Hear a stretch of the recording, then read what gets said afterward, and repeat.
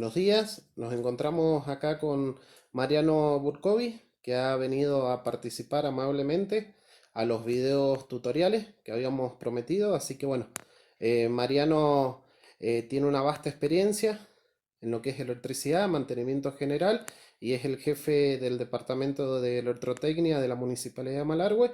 Y bueno, ahora nos viene a deleitar con una pequeña clase. Gracias, Mariano. Hola Pablo, buen día a los alumnos. Bueno, hoy vamos a hacer un pequeño tutorial de medición, uso de instrumentos de medición de electricidad. Acá armamos un pequeño circuito con Pablo para mostrarles el consumo de estufas y con su protección correspondiente, un interruptor termomagnético.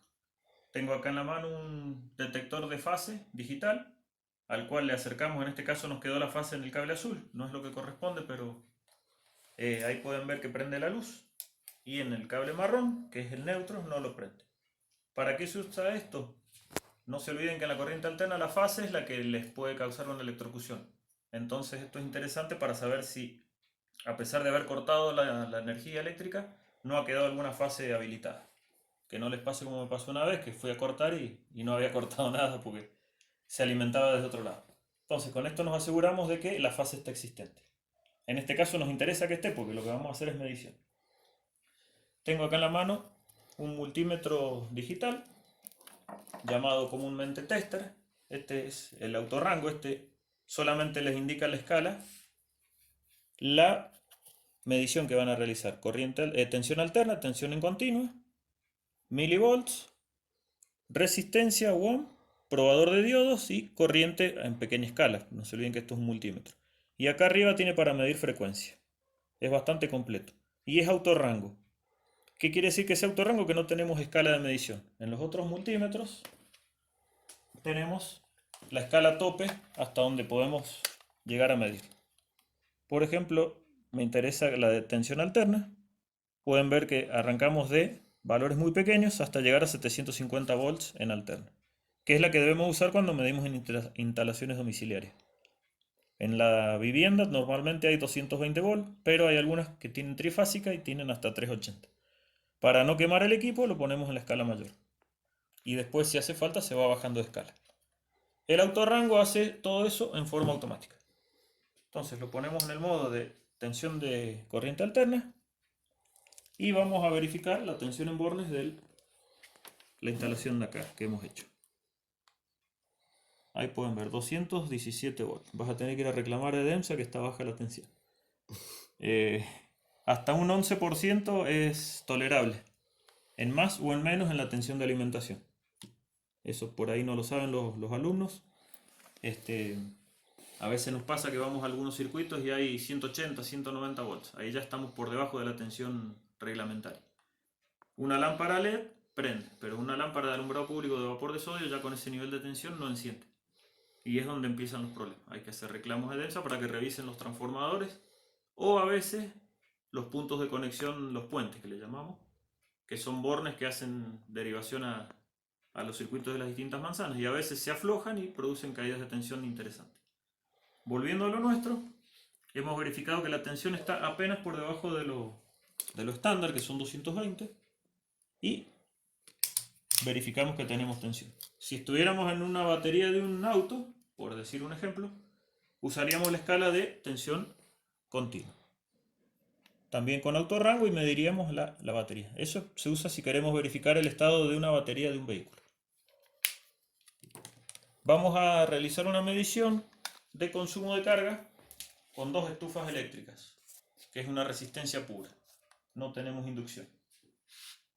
La prendemos. Vamos primero a... Les explico un poquito este instrumento. Esto es una pinza amperométrica. Nosotros colocamos el cable acá dentro de este hueco. Ahí no mediría nada porque están las dos fases, pero en este caso mediría, siempre se hace sobre una de las fases. Tanto sea la fase o el neutro, es indistinto. Y esta pinza tiene la particularidad de medir corriente continua. No es muy común de verla. Todas las pinzas que uno conoce en el mercado tienen solamente la escala de corriente alterna. Esta también permite medir continua. Para uso en mantenimiento de vehículos es muy útil. Vamos a ponerla, también es autorrango, la vamos a poner en la escala de corriente alterna y también nos permite medir tensión en continua, tensión en alterna, bueno, no sé si estoy hablando bien porque no veo los símbolos, y después continuidad. Después le explico para qué sirve la medición de continuidad. Entonces, en la escala de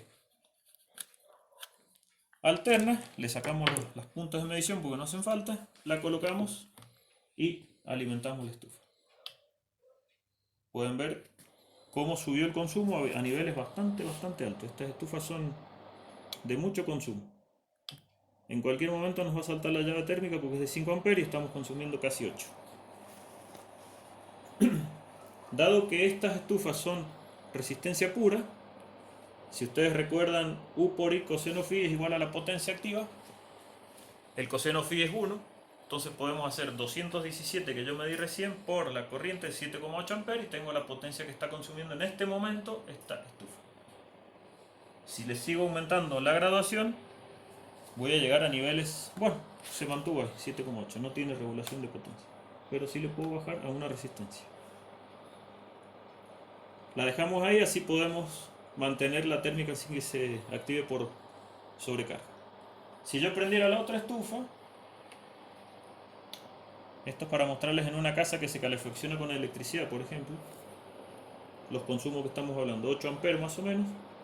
Si ustedes sacan la cuenta, 217 por 8 les va a dar la potencia que se está consumiendo en ese instante.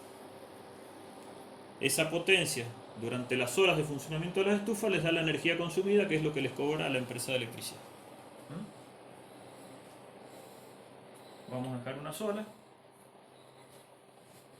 Con el consumo, con la medición de corriente, ustedes pueden aproximarse a una potencia cercana a lo que se está consumiendo en la realidad. Cuando estamos hablando de energía trifásica, hay que hacer raíz de 3, U por I coseno phi.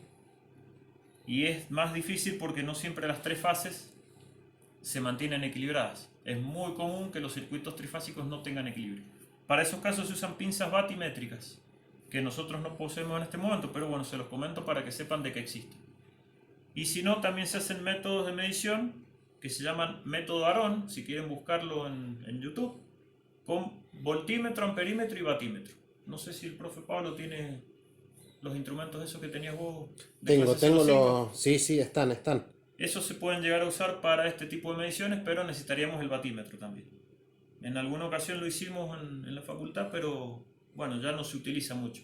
Son instrumentos de aguja que se usan en general para contrastar o calibrar los instrumentos digitales. Lo digital. Que es lo que está más extendido hoy en día.